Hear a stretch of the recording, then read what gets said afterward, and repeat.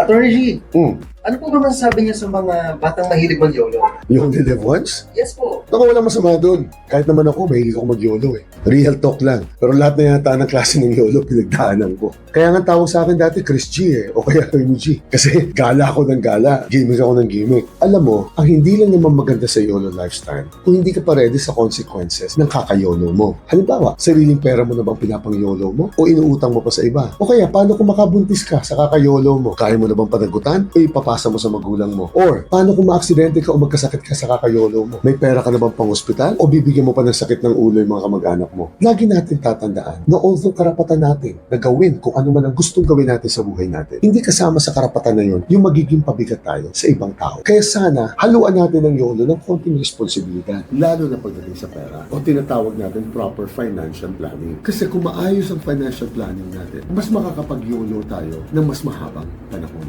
Kasi tama naman yan eh, iisa lang ang buhay natin. Pero wag sana natin kalilimutan na although iisa lang ang buhay natin, mahaba ang buhay na yan. So dapat binabalanse natin ang pag-YOLO sa pagpaplano sa buhay. G na yun. Good luck!